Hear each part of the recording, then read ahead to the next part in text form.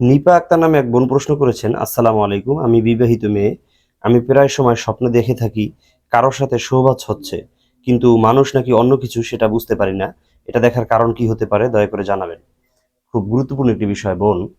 যদি আপনি স্বপ্নে নিয়মিত বা প্রায় সময় দেখেন যে সহবাস করা হচ্ছে, আপনি করেন অথবা অন্য কাউকে দেখেন করতে, তাহলে সেটা মোটেও ভালো লক্ষণ না।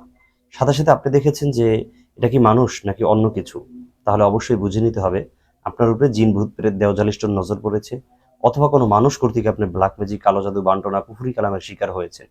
দেখুন, এ ধরনের সমস্যা যদি আপনি পড়ে থাকেন, অবশ্যই কিন্তু আপনার অনেকগুলো লক্ষণ দেখা দিবে। ফর এক্সাম্পল, যে আপনার খাবারে অরুচি দেখা দিবে, আপনার স্বাস্থ্য দিন দিন ভেঙে যাবে, মন মানসিকতা কেমন উড়ো উড়ো হয়ে যাবে, কোনো কিছুতেই মন বসবে না, কারোর সাথে ভালো আলোচনা করতে, কথা বলতে মন চাইবে না, কোনো মানুষের লোক সমাগমের ভিতরে থাকতে মন চাবে না, কোনো কাজের প্রতি মন বসবে না।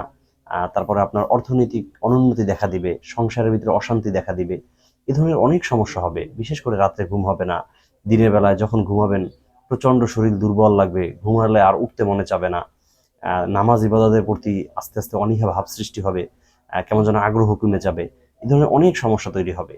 এগুলো যদি হয়, অবশ্যই বুঝতে পারবেন যে আপনার উপরে নিশ্চিত কোনো ব্ল্যাক ম্যাজিকের সমস্যা হয়েছে। আর সেগুলো থেকে বাঁচতে হলে আপনাদেরকে অবশ্যই চিকিৎসা করতে হবে।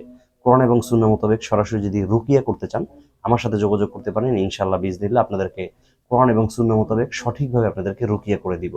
আশা করি এর মাধ্যমে আপনি জীবনে একটি সুন্দর সুফল পাবেন।